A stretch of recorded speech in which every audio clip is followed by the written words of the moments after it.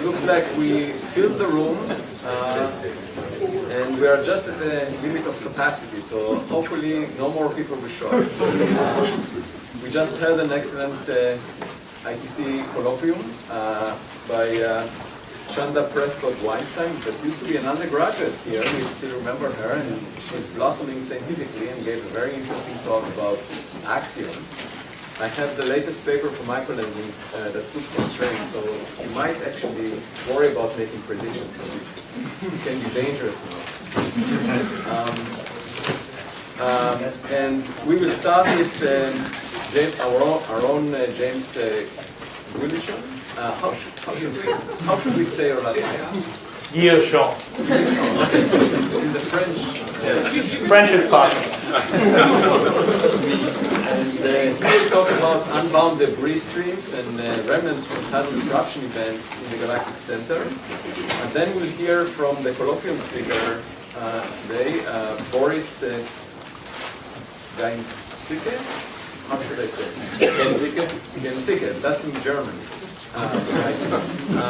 And Boris is visiting us from Warwick, England. He originally was born in Germany. And he will be talking about magnetic white dwarfs, all the new questions. Then we'll hear from Chanda again. She is at MIT and visiting us from not so far away. She will talk about reheating, what is it and why should you care? And finally, we'll hear from Georgiana Ogrean here at the CFA, over there. And she will talk about interactive data visualization in astronomy. James. Thank you, Avi. So today I'm going to be talking about the other half of tidal disruptions. Mostly we've been focusing on what happens when matter accretes onto a black hole.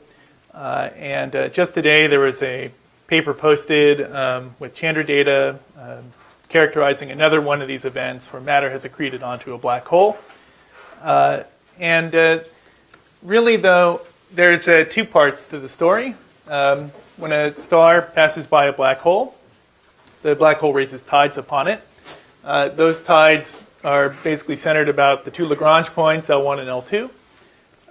The stuff that falls back onto the black hole is this blue stuff here that eventually rains back down, accretes, and gives you a luminous flare.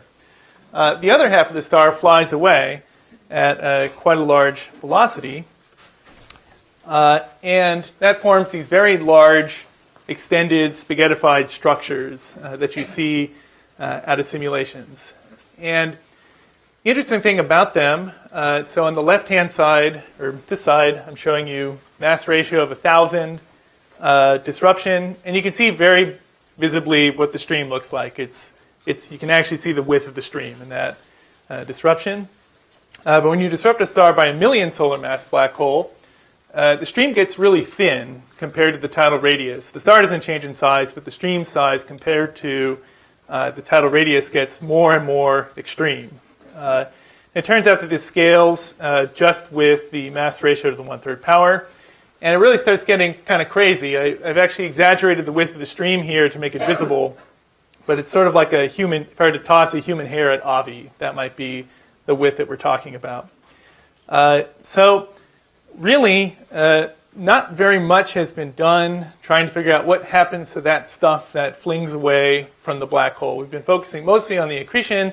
The reason for that just being that you release a great amount of energy when that stuff accretes onto the black hole.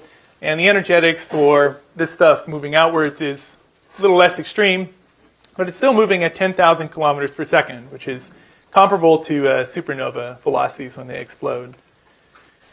So the matter within that long stream has a distribution of matter as a function of binding energy, just like the stuff that falls back onto the black hole and gives you the characteristic T to the minus 5/3 decay. And it's, as I mentioned, extremely thin. It's about a few times 10 to the 11 centimeters in width by the time it's reached 10 to the 15 centimeters. If you do a very simple estimate of when will this stream stop, like when will it have run into enough stuff to slow down, it'll get to about a kiloparsec, so 10 to the 22 centimeters.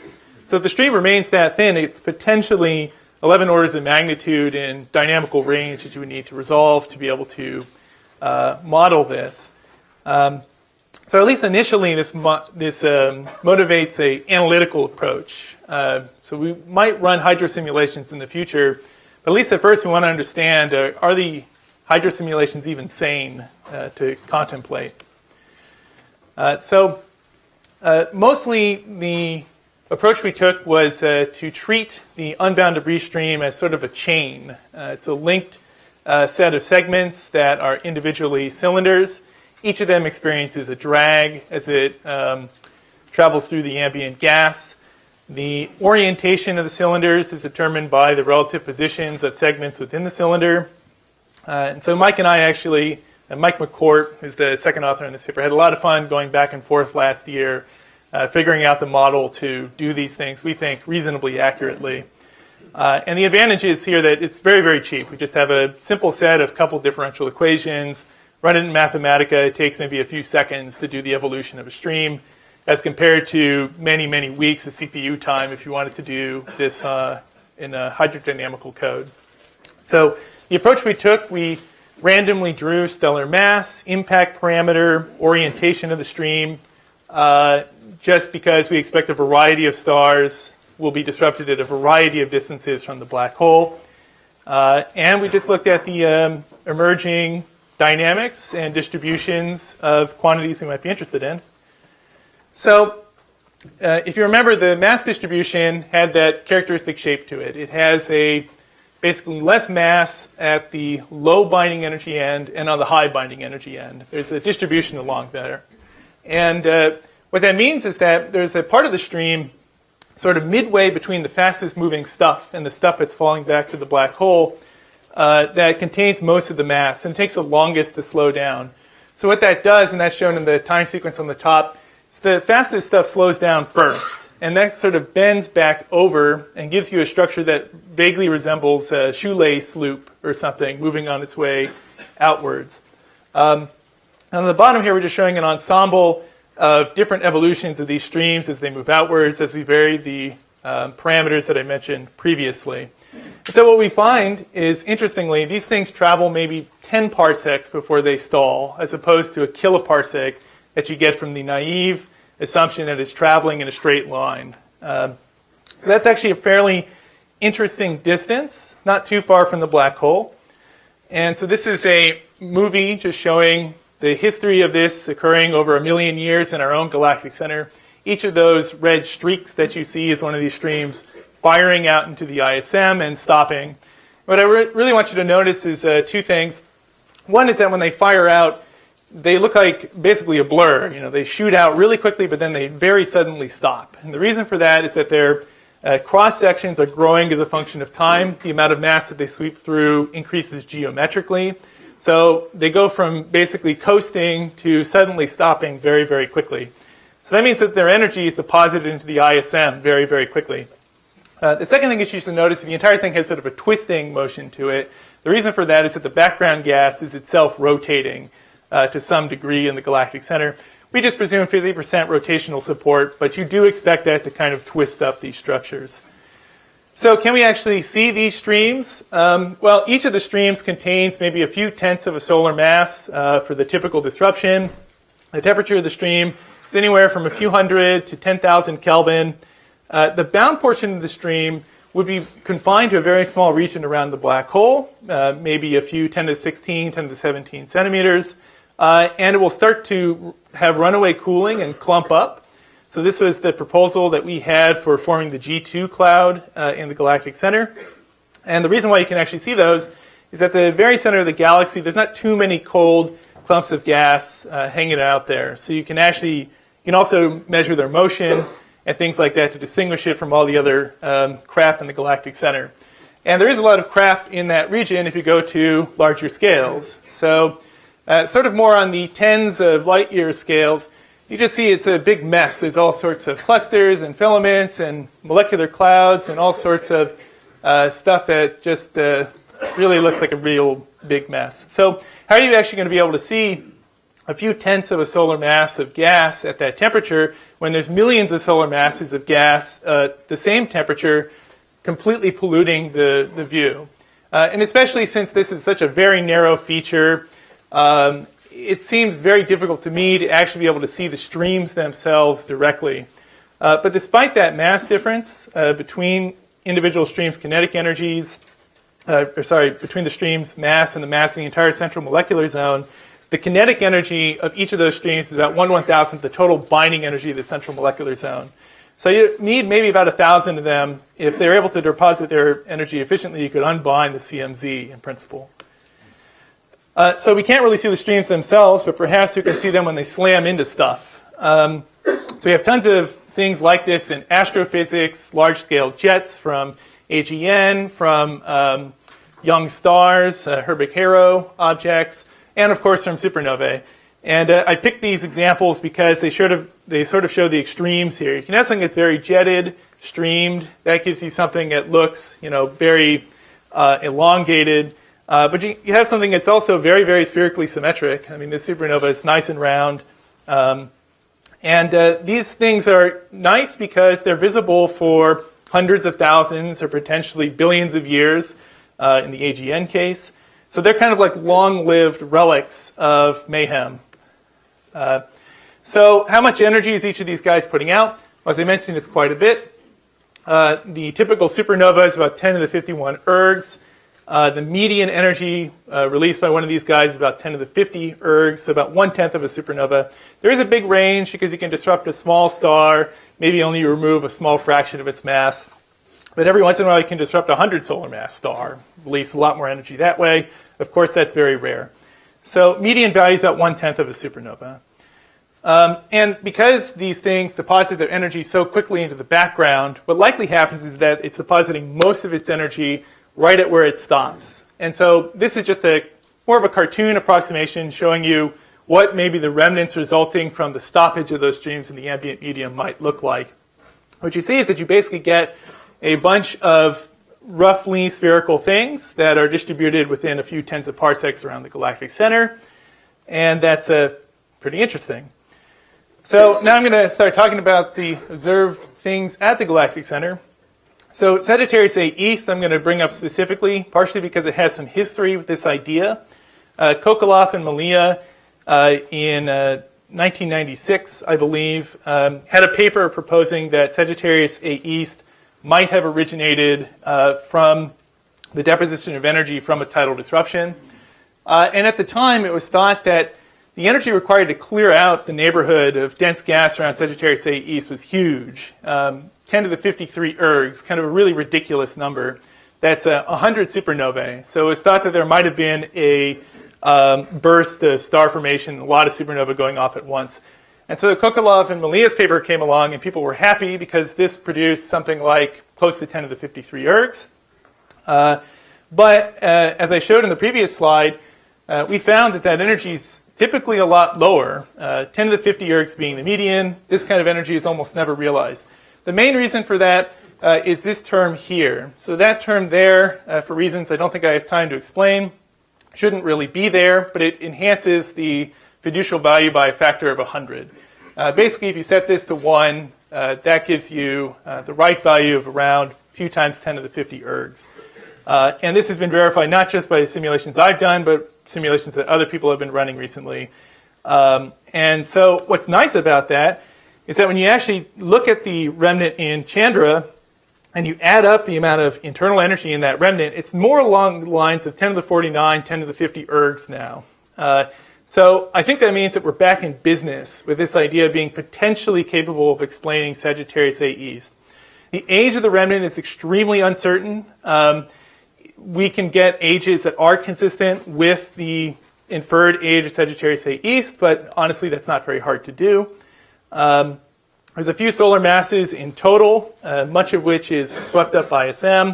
That's also consistent with the idea that we have a few tenths of a solar mass of ejecta sweeping up, maybe a factor of 10 or 100 times greater than its own mass. The metallicity is a few times solar, so that might give you pause. You might think, well, that's naturally explained by a supernova remnant because it produces iron. But actually, the stars in the Galactic Center are very likely to be supersolar, and recent studies have shown that there may be that same factor enhanced in metallicity relative to solar-type stars. So all you really need to do is disrupt a metal-rich star to get a metallicity enhancement similar to that value. And then lastly, there's this thing known as the cannonball, which I think people have mixed feelings on, whether that's genuinely associated with Sagittarius A East or not. It is in a very, I think, suggestive location in the sense that it's located right above and to the left of Sagittarius A East. It's shown here. It's a hard X-ray source. It has radio emission as well. And it's moving at about 500 kilometers per second. And those things are all pretty consistent with the idea of a runaway neutron star, which would imply a type 2 supernova. However, it does vaguely look reminiscent to the heads of one of these unbound debris stream loops that we've been modeling. I think to actually know if that can work is going to require some hydro simulations.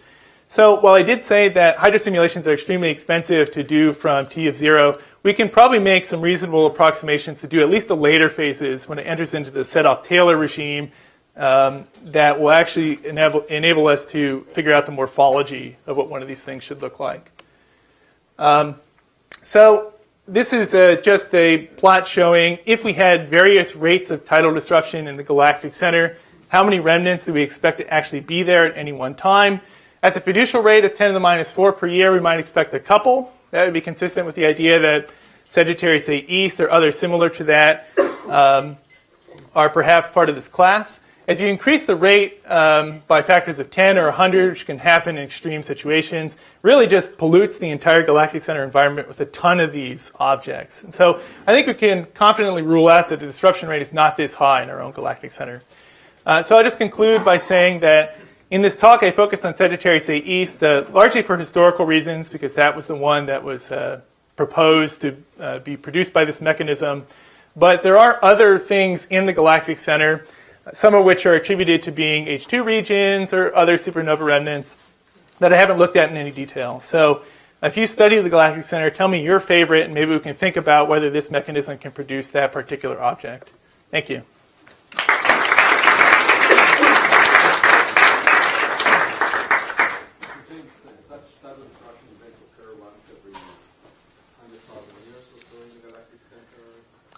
No, I mean, the canonical value is 10 to the minus 4 per year. 10,000 years, yeah. So it depends on how far out in radius you go. 10 parsecs, it's comparable. Maybe 10 to the minus 4 per year within 10 parsecs. Possibly a little bit lower, actually. Just a clarification. You had the page with lots of subplots on it, and you had various, like 5 to 10 curves per subplot. Yeah. Was that evolution as a function of time? Yes, that was, yes. Okay, so then in all the other plots you've shown in the cool movies and things, which of those curves is it? The first one? So it's probably more the late, so this is early time and late time in the evolution of each of the streams. The reason why I split it up this way is at first it's just an arc, like the very first panel in the cartoon above there. And I wanted to basically show that as time elapses, it starts to curve over because the fastest moving material slows down first. So that's just showing the very early times. And during that phase, actually the stream is not slowing down very much at all. It's still coasting, except for the very lightest material. At late times, it basically starts to stall. It starts to be carried by the background flow. And visually, that's what you're seeing in the movies, because that is the majority of the time in the evolution.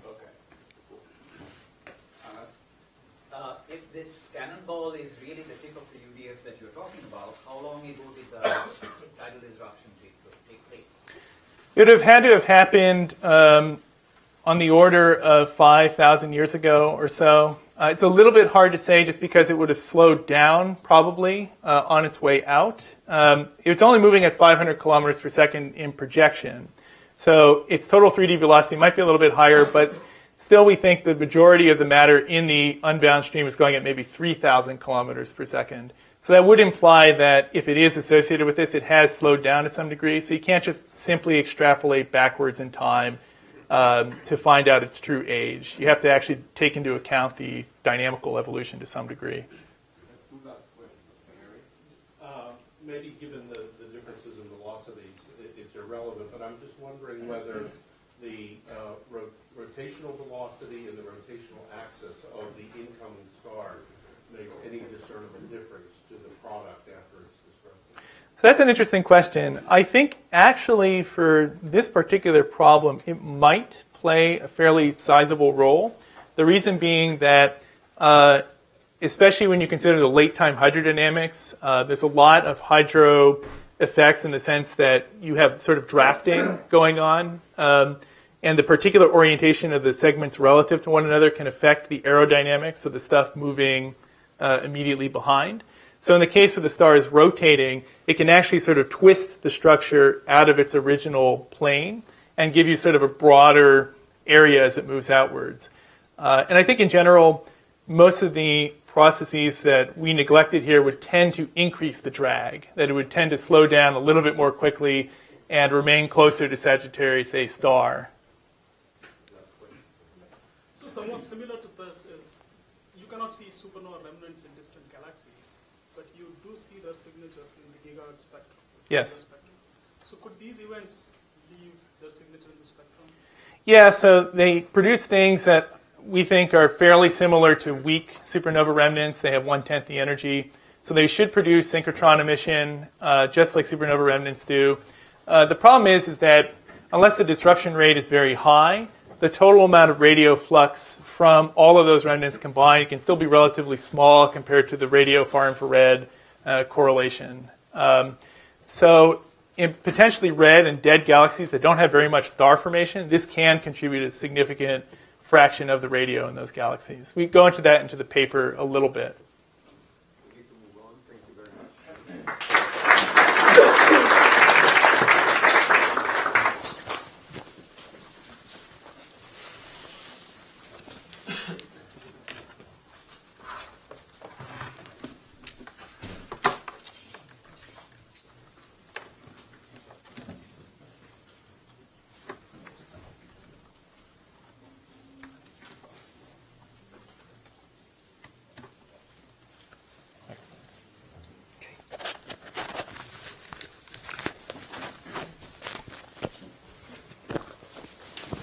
Okay, so thanks for having me here. The talk I'm giving now is really focusing on questions. I don't have any answers, and I just hope to get maybe some of you a little bit interested in that. And it's about magnetic fields and white dwarfs and their origin. So some of these are old questions and some are new questions. The nice thing about theoretical physics is that you can do theoretical physics in the absence of data, so nothing stops you from calculating the quantum physics energy levels for hydrogen in arbitrary large fields, and that's what's shown here. So on Earth, we can reach fields of, well, maybe a few 10 Tesla static fields. And what you see here is the energy levels of hydrogen, basically Zeeman splitting in the extreme case, in fields of, the units here are 100 Tesla, so in fields of up to 100,000 Tesla. Now, the nice thing again about physics is that at some point observations and theory converge, and we can use white dwarfs as laboratories for extremely high magnetic fields. And so what you see here are observed spectra. They're taken from the Sloan Digital Sky Survey, arranged in field strength, now kind of labeled in megagauss, from 1.5 megagauss up to about 500 megagauss, so half a gigagauss. And what you see here, the dashed lines, are the Zeeman splitting of the H-alpha line. So what happens is that at lowish fields, you split H-alpha into a triplet. It's kind of classical Zeeman effect.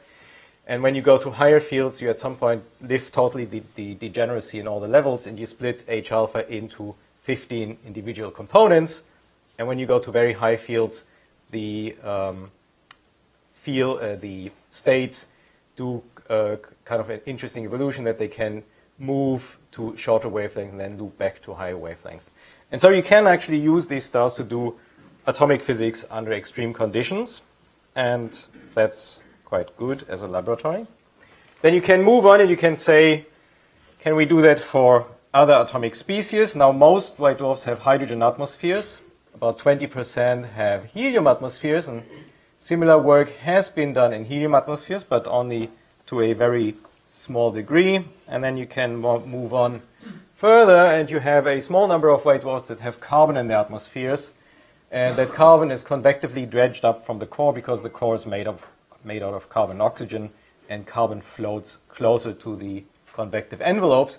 And observationally, you get spectra like this, where you have C2 swan bands in flux spectrum, and if you take polarization spectra, you see that you have polarizations. And then here, the kind of theory has stopped. Nobody has actually done work on that. So that's where atomic physics is lagging behind the observations. And then quite recently, there's a new class of carbon-rich atmosphere white dwarfs where there are atomic lines of carbon. And again, you see the Zeeman splitting of atomic carbon lines in fields of several megagauss. And so that leads then to the question, how frequent are magnetic fields and where do they come from? So let's first have a look at the question, how frequent are they? And work on this goes back about 2-3 decades. So the first white dwarf to be discovered to be magnetic was 1970, and we have moved on to a few hundred known magnetic white dwarfs now.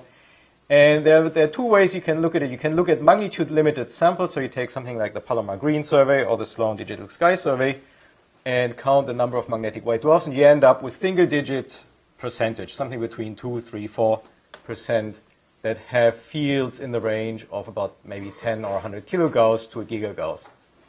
And the opposite approach you can do is you take a volume-limited sample, and that is very limited in distance currently. So there are two samples. One is out to 13 parsec, one to 20 parsec.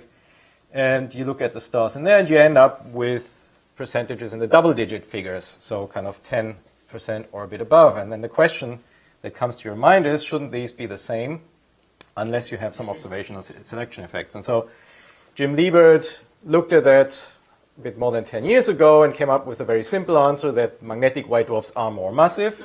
And because they're degenerate stars, they are smaller, they have a smaller surface area, they are fainter, and in a magnitude-limited volume, you see, therefore, less of them.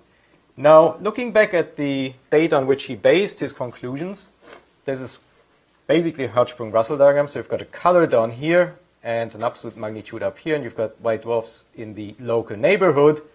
And the ones colored in yellow sit a little bit below the kind of average line. And so you concluded from that that they're more massive and therefore smaller. However, there's a big question because we don't know what the extremely high fields do to the colors of white dwarfs. So we can probably move some of these stars either way because the colors are modified by the magnetic field with respect to a non-magnetic white dwarf. So now I come to the questions. If you have anywhere between 2, 3, or 10% of magnetic white dwarfs, and you look at their progenitors, direct progenitors, that is planetary nebula or subdwarfs, you expect to find a similar fraction of those stars with magnetic fields. And there have been a very large number of studies over the past years, and you don't need to read the abstracts, just the kind of headline up here is, there's not a single progenitor, white dwarf progenitor, with any measurable field. And I'm not talking about megagauss, there's nothing in the range of a few 10 kilogauss. So far there's no white dwarf progenitor with a measured field, which is surprising because sufficient number of them have been looked at. The second question, and I call that the Liebert question because I've seen him giving talks about that probably a dozen times, and that's the title from his paper in 2003, where the magnetic white dwarfs with detached non-degenerate companions. And the reason behind that question is that we know a large number of interacting white dwarf plus low mass companion binaries. They're called cataclysmic variables. And among those systems, about 20% contain a strongly magnetic white dwarf, kind of tens of megagauss. And if you look at the same type of stars when they're in a detached phase, so they haven't reached a semi-detached state yet, you find, according to Jim Liebert, none, or maybe if you're a little bit generous, a really, really small number, kind of less than 1% of these systems with a magnetic white dwarf. Now, these systems should evolve into these systems, and then there's no obvious reason why the difference between the fractions of magnetic white dwarfs are so large. So you can try to look into selection effects, and if you do that, you realize that selection effects can't explain the difference between these percentages. And then some recent results, which open another range of questions. If you start to look at very old white dwarf, cool white dwarfs, and again Sloan has been a treasure trove here, you find that there are many which have metals in the atmospheres, and if you want to know why they have metals, then you have to come back in the afternoon. But the metals are very nice because white dwarfs, once they cool below 6,000 degrees, they have no hydrogen or helium lines, and you can't measure magnetic fields because you have no lines left. However, if you sprinkle some metals into them, you get metal absorption lines, and you can use those to trace fields. And here there are 3 examples with fields between 2.5 and 10 megagauss. And if we look at the fraction of magnetic white dwarfs in this regime, we end up with about 15%. So that brings me to kind of the conclusion slide and the open questions, that I think rather than talking about magnitude limit and volume limit, there's no growing evidence that there is a difference between young white dwarfs, and when I say young, it's about a gigayear and younger, and old white dwarfs that are a gigayear or several gigayears old, in the fraction of magnetic stars among them. So if you look at a young population, you end up with a few percent, and that's kind of historically the Palomar Green and Sloan surveys. If you look at old stars, and that's kind of the metal-polluted stars I just showed, or the local sample, you end up with ranges in 10 to 15%. And so the question that comes up then is, how do you actually generate the fields? Do the fields evolve with time? Kind of in the distant past, people talked about ohmic decay, that fields should actually get weaker with time. Or are there several different channels that produce stars with fields at different ages? And so I list here the 3 favorite scenarios to produce fields in the first place. Let's say the oldest and most commonly accepted one is that you have fossil fields, that you conserve magnetic flux, and you amplify it by the inverse ratio of the progenitor star, of the radius of the progenitor star to the radius of the white dwarf, and you get, with some educated guess of the initial magnetic field, you get fields in the right regime for the white dwarfs. Something that is relatively new, going back to Chris Taut, is that you have binary interactions when 2 stars are very close together. The more massive one evolves, spills material on the less massive one, you form a common envelope, you get differential rotation, and you can create magnetic fields in the common envelope. And the third one is that you have dynamos in white dwarfs. And I just throw that up, and I add a few questions down here. Is there a possibility that you create fields initially in young white dwarfs, bury them, that they emerge only after a gigayear? Do strong fields actually suppress convection? And then I just kind of highlight that there's plenty of atomic physics at high magnetic fields that's left to be done. Thank you.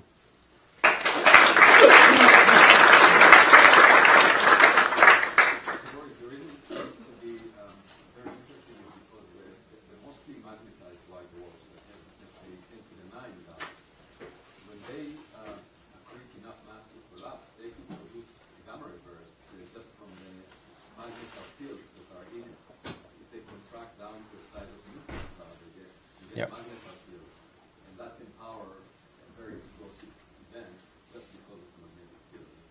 So knowing the statistics, which fractions are so magnetized, is quite important for seeing if the rates match for some subpopulation gamma rays. Yeah, I mean, I didn't mention that the same question applies to some degree to neutron stars, that we just know they have strong fields, but we don't really know the field strength distribution and the origin of the fields and the lifetime of the fields. This is probably completely obvious, but your greater proponents of magnetic fields in the older white dwarfs would seem to rule out the first 2 models of the origin of flux that you fundamentally, right? Fossil fields would not exhibit that phenomenon. Yeah, fossil fields shouldn't care about age. And the common envelope, well, you could argue that you form a white dwarf, it cools, it's old, you have a common envelope after many gigayears that you form the white dwarf. It gets briefly reheated, but that reheating will kind of cool down again very quickly. So. Other questions? Just to go on that, I mean, if it's correct that the magnetic more magnetic ones are more massive, then that changes the cooling curves. And so whenever you then put on an age cut, you're getting different mass populations. So I think it's not impossible to get some kind of selection effect through that. That's true too. You get a factor, you get small factors, but here I'm really talking about kind of objects as young as a few 10 mega years and objects as old as 5 giga years. And I don't think that the difference in cooling age as a function of mass helps you much there. Thank you very much.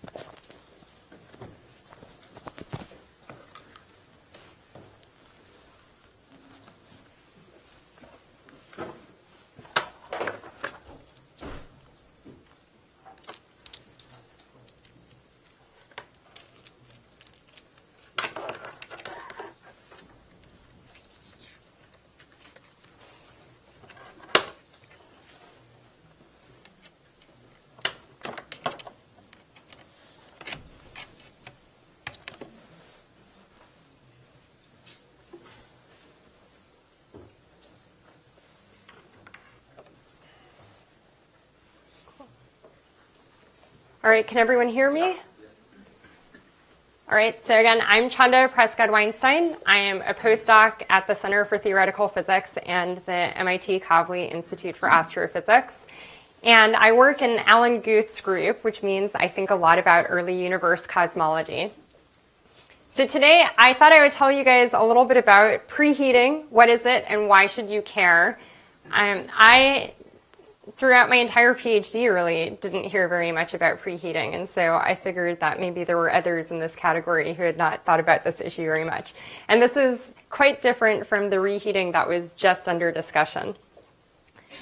So I'm going to start by saying that a motivating question for me in my research, generally speaking, is how can new approaches to quantum fields get us to think differently about evolution of the universe on all scales. So I'm generally interested in what are the intersections of things in quantum field theory with things in astrophysics.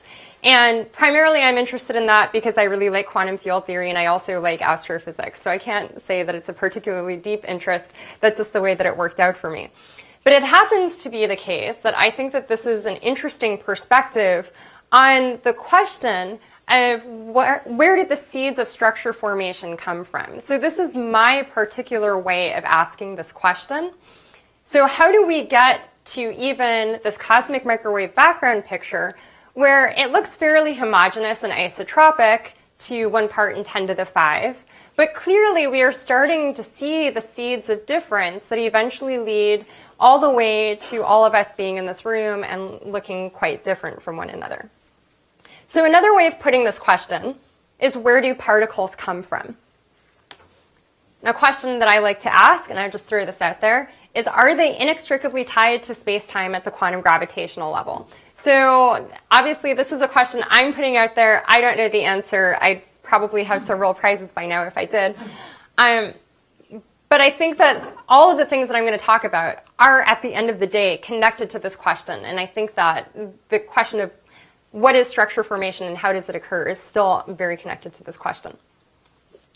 So I just like to make sure that everybody is on the same page about what I mean when I say field and when I say particle. I use those two things completely interchangeably, which I realize maybe here is unusual. So I like to think of fields as something that permeate the entire universe. And the question that we're asking when we talk about structure formation is excitations of those fields and then the behavior of excitations of those fields. So you can think of one single particle, one quantum, as an excitation of a quantum field.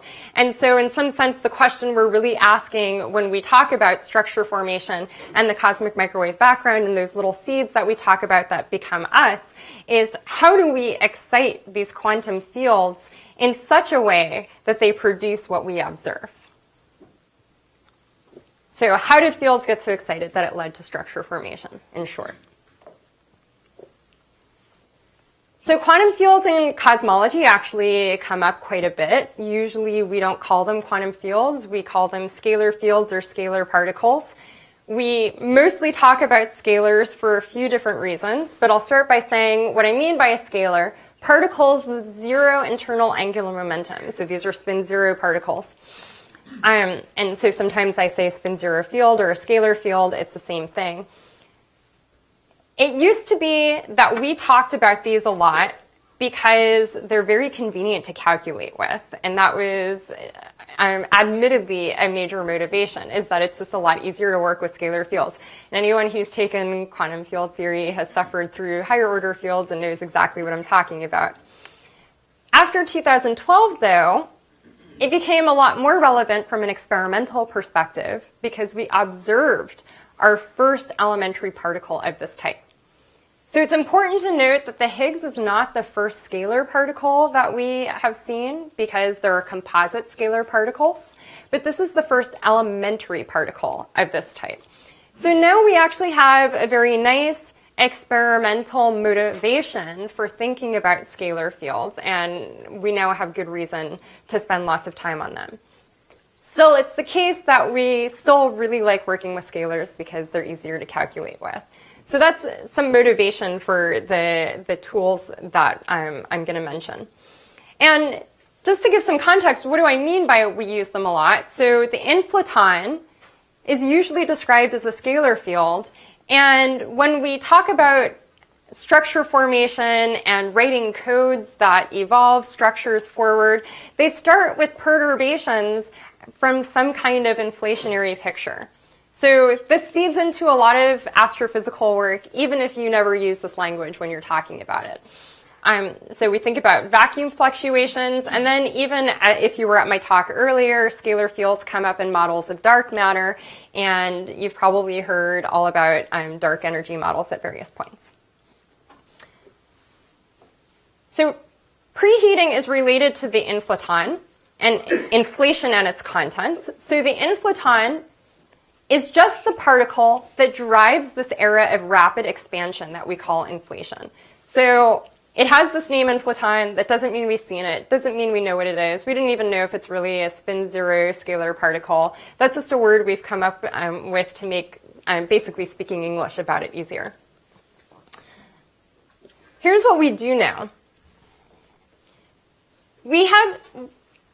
So I guess I should be careful and say that we know this, but I think we're fairly confident that the inflaton is a particle that has some kind of potential, and they're like probably at this point, thousands and thousands of papers describing different potentials and the behavior of the inflaton in different potentials. But it rolls down a potential, and as it rolls down the potential, it drives the universe to have this rapid expansion. So this is the standard picture that we've all heard about. What we don't talk about is what happens afterward to the inflaton. Does it just magically disappear at the end of inflation? So that is in fact not what happens. And so we actually have this very interesting question that comes up after inflation. So this is a very nice plot from paper that is referenced here. So this is temperature going up, energy going up, and this is time after Big Bang going forward in this direction. So, okay, we have no real idea what happened after inflation or what happened before inflation. But what we do know is that when inflation occurred, there was an era of rapid expansion, and because of this, the universe cooled off quite a bit. Somehow, the universe has to warm up again because we know that baryogenesis occurs at a temperature higher than we expect inflation to leave us at. So this era immediately after inflation, but before baryogenesis, is known as reheating.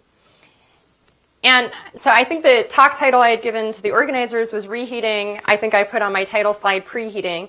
Preheating is the very beginning of the reheating era. So I like to think about reheating and this era as the era of really literally trying to figure out how do we turn the temperature back up in the universe after it's been significantly cooled down. If you look through the literature, often it's discussed as an era of particle production, and that's why it's of interest to people. So I should say, we really have no idea what went on during this time period. This is a time period where we have mostly lots of questions and not a lot of answers. And that's from a theoretical standpoint, and that's also from an observational standpoint. I think one of the big open questions, and something that bugs me all the time, is that right now, this is a time period in the universe that we can't get to experimentally. And I refuse to accept there are things about the universe that we can't know. So I'm sure that we're going to figure that out, but that is an open question. So what are the stages of reheating?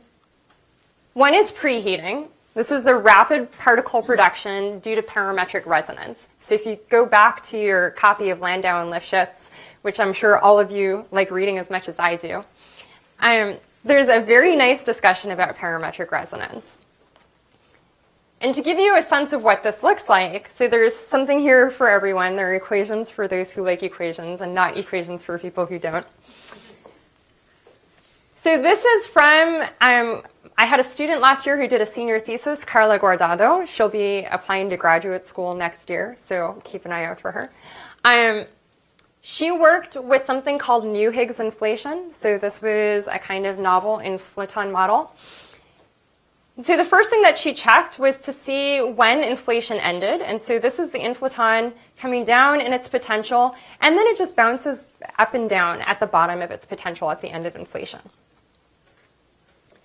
So one thing that you can look at is if you take another scalar field, say something that's going to represent some kind of matter particle, and look at how that field behaves in this inflationary background, you can see where the field is going to experience lots of particle production and where it's not going to experience lots of particle production based on how the fields are coupled together.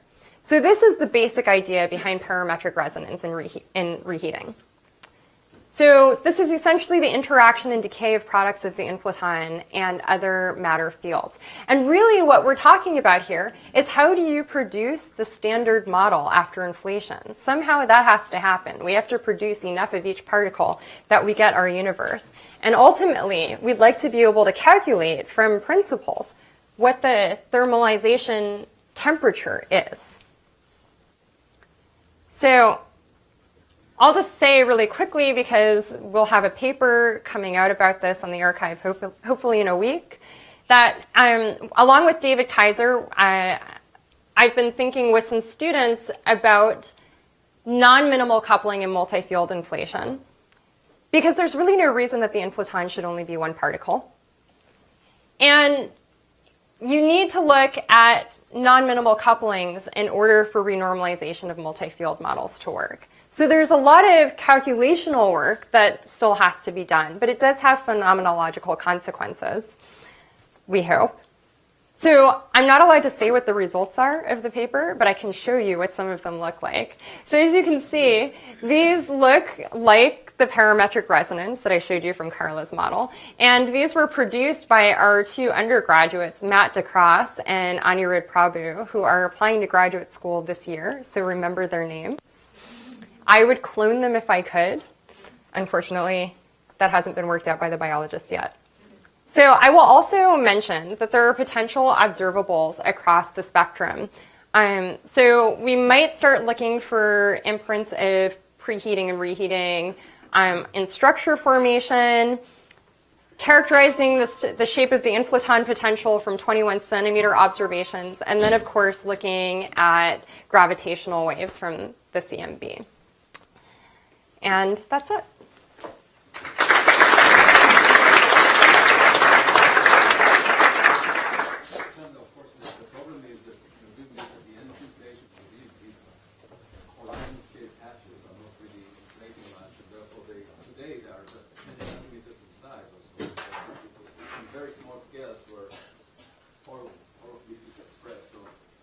Trying to look after it, let's say, from observations plus a structure would be quite difficult. Yes. So I see that as definitely the challenge that I put to the enterprising experimentalists who probably never want me anywhere near their lab. So I think one of the reasons from a theoretical standpoint that we would think about this, even if it's difficult to come up with observables, is that preheating provides a very nice check on inflationary models. And in this kind of indirect way, you might connect it with direct detections or indirect detections that give us information about inflation. So if your inflaton model does not produce a nice preheating picture, that probably raises red flags. If you can't get reheating out of it, it raises red flags. So from a theoretical standpoint, it's actually still important work because it provides this nice theoretical check. Would you expect to see anything in non-Gaussianity measurements? Yes, so there was, Kaufman at just down the street at Tufts University had actually made some predictions about this that I think have since been ruled out by Planck, that the non-Gaussianity is simply not there.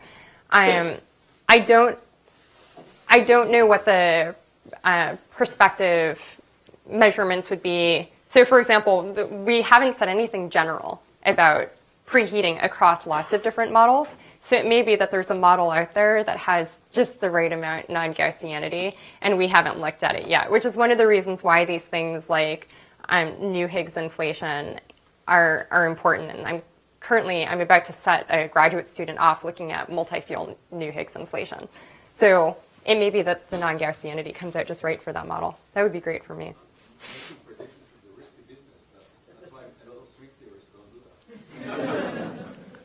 There's a reason I'm not a string theorist. Any other questions for Chanda? No? Let's thank her again. Thank you.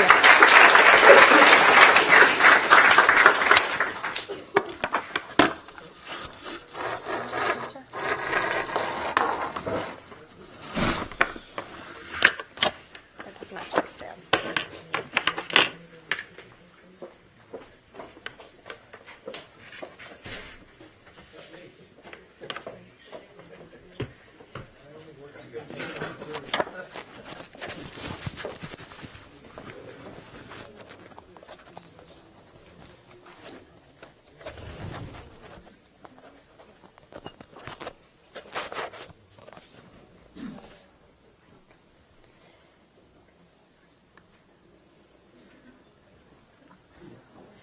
All right. It's my first coding talk, so we'll see how it goes. It's half talk, half tutorial. Ideally 5 minutes each, if that works out. So this is a very general title, and given that I have 10 minutes to talk, there's no way I'm going to cover a lot. So more specifically, I'm going to talk about interactive data visualization in X-ray astronomy, and more specifically, the examples will be related to galaxy cluster science. And I will be talking about examples that were created with Python, and even more specifically with the Python package called bokeh. Bokeh, for those of you who are not into photography, is this effect that the light has when it is out of focus, that you see these blobby, bright spots. Okay, so the two examples I'm going to talk about today are galaxy cluster maps and scatter plots. This is a very general example, while the galaxy cluster maps are probably only a few people here are very interested in. But I'm going to start with this anyway. So here you have the temperature map of one of the frontier field clusters. The way you create this is you have the image of the cluster, let's say a Chandra image. You divide the image in various regions so that you accumulate a certain number of counts in each of the regions. And then you extract the spectrum from that region, you feed it with a model that, let's say, has the temperature as a free parameter, and then you plot the temperature map, and here you have the color bar showing you what the temperature is in each bin. Scatter plots, you all know what those are about. Now, if you look at, this is a scatter plot from a recent paper of mine, and I picked here my plots exactly so that I don't have to criticize anyone else's plots. So this is a scatter plot I've created recently, and if you compare this to a very old paper, and I'm sure you can go far back, 100 years back probably, but you look at the paper written by Haber, and this is essentially the same. You have a table with the data points, which I also have in my paper, and then you plot a certain x versus a certain y, fit a line to your data, show the line. That's your plot. So colors and transparencies aside, they look pretty much the same. Okay, so when I'm complaining about these plots, before I start complaining, there are some advantages to creating these static plots. One is that they can be published in a printed journal. You can only publish in a printed journal a static plot that has no interaction whatsoever. And another pro, not a big one in my opinion, but people are familiar with the code. Everyone knows how to plot an x versus an y and get a scatter plot, for example. And people reuse codes to create such maps. So this is easy to do.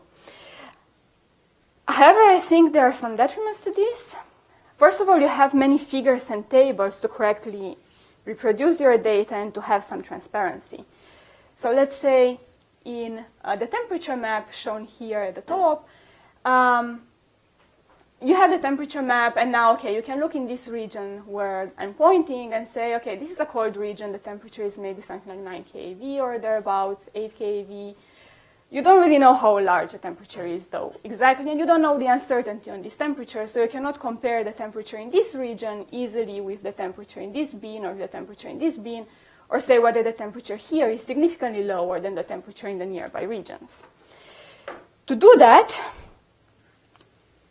you have to provide a table in which you say what the temperature is in this bin, but of course just the table is not enough. You also have to provide a bin map in which you number your region. You say, okay, this is region 3, let's say, and then in your table, region 3 has a certain temperature that you have to show. So you need 2 figures and 1 table to present your data. And then some information is lost. Many people, what they do is they just show this temperature map without the table and without a bin map, and then the reader is left to interpret this and trust the author. And it is also difficult for the reader to understand the results. For example, if you look, let's look at the scatter plot this time. Let's say you are not interested in all these clusters I'm showing here. So here I'm plotting the X-ray luminosity versus the power of the radio halos in these galaxy clusters. Radio halos are expected to be created when 2 galaxy clusters collide. So the more massive the clusters, which means the higher the X-ray luminosity, the brighter the radio halo that will be created is going to be. So let's say you want to propose for Chandra time, and you see that this cluster here is kind of in an odd spot in this diagram, and now you want to see what this cluster is. Well, you have to go to the table, look up a cluster with this X-ray luminosity and this radio power in the table, and if you have 50 clusters, that gets a bit lengthy.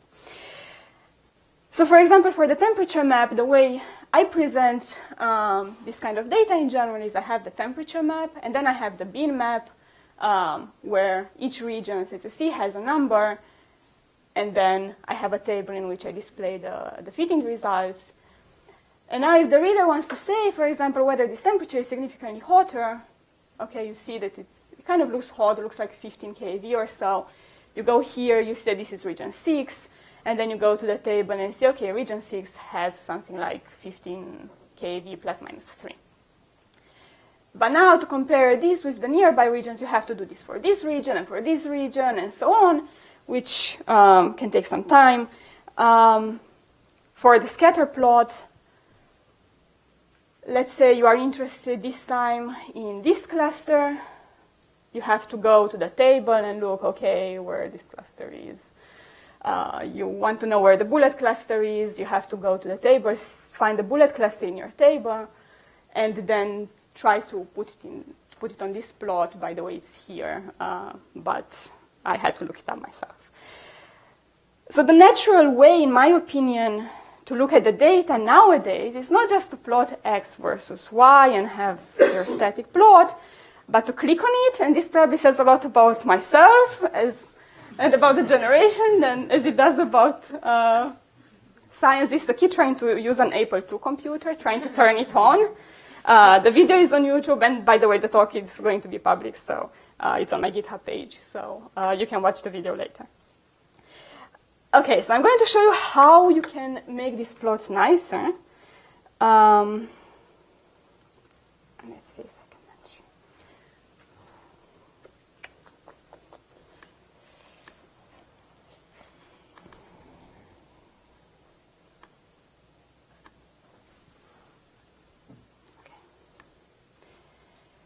Okay, so let's look at the temperature map first, because this is easier to show. This is just an IPython notebook. I load some packages. It doesn't really matter.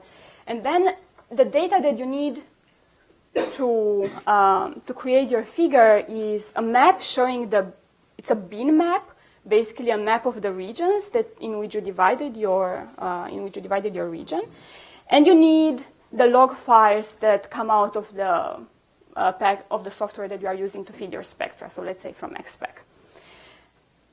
And that's all that the code needs. The code is again public, so this is something that I've written in the last few weeks. Once you define that, you just have basically one line here, these plot patches. All the important parameters here, this is the bin map, so the location of the bin map. This is the file name. And then you have the log files from XSpec in my case. And the rest is just, making your plot pretty, defining the font size and all that. So you do that, and you get this map. And now, okay, you do see the mouse. You see that you can simply go on one region, and you see what the temperature is in that region.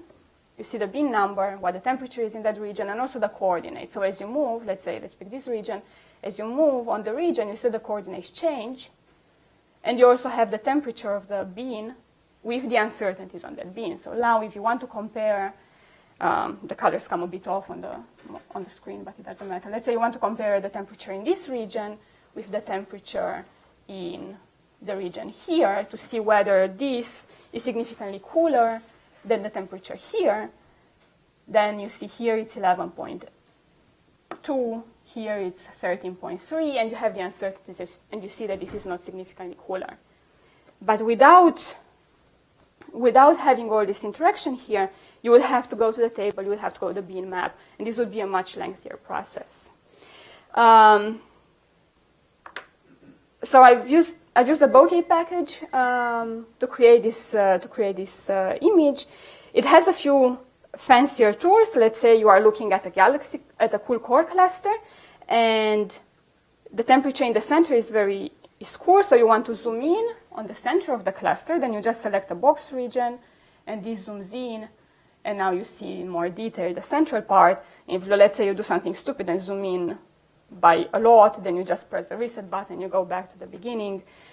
And you can also save your figure into something save it into a PNG file, which you can then include in your LaTeX paper.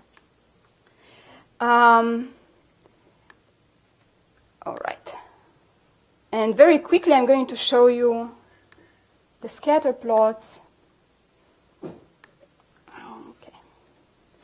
Again, this is something I've written recently. This is the extra luminosity plotted against the radio halo power again. And now you can simply go on a point. You see what that galaxy cluster is. You see the coordinates of the cluster. You can make it in such a way that, for example, when you click on this point, you are taken to the NASA archive where you can download the data on the cluster, and so on. Furthermore, now you have a line fitted here in a paper. You would have to go through a text to see what is the equation of the power law that was fitted here. Here you just put a mouse over the line and you have the equation displayed.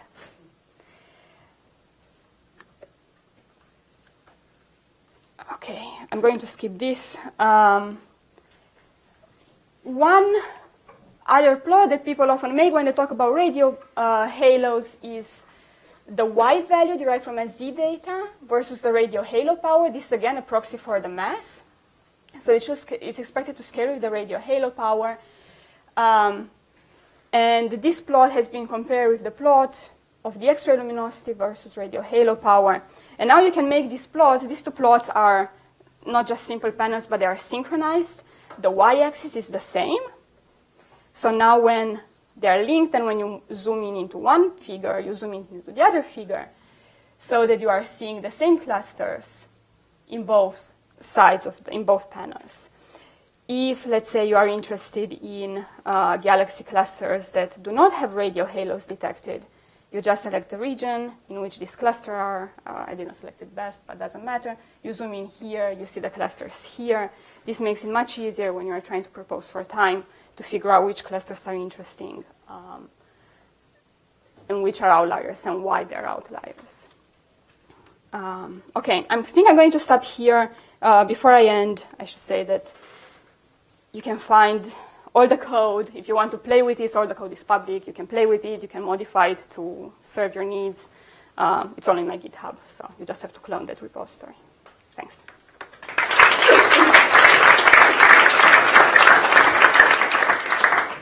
One question, James. So I think you're hosting all this code currently on just your laptop. But let's say I want to release an interactive figure along with my paper. Would I need to have my own web server to do so? Will the journals provide any help? Maybe Christine knows. She's the double S present. So the way I do it, I did release interactive figures with the 2 latest papers that I published. I just provide the link to some place where I've uploaded the figures. At the moment, I cannot think of a better way to do it. You can write your papers on Authoria, for example, then you can include these figures in the paper. But the end result, the in-print result, is going to be a static figure nonetheless. I'm not sure how many people read APJ in print, but probably not many. So, yeah, I think it is the only way to do it. There are some websites, I think Figshare, where you can upload figures. I'm not sure if they support interactive figures, but might be. Okay, we got to our time limit. Thank you very much. Thanks.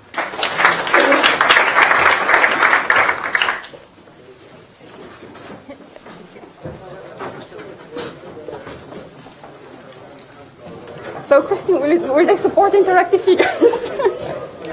So I'll ask you then to stand. Sorry? I'll ask, you've got your mic on still.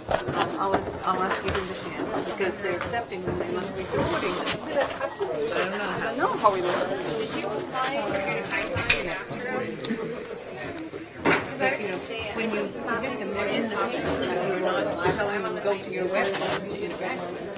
Right? When you submit a paper, I mean, like, all these things look cool. I just want a way for them to be there. I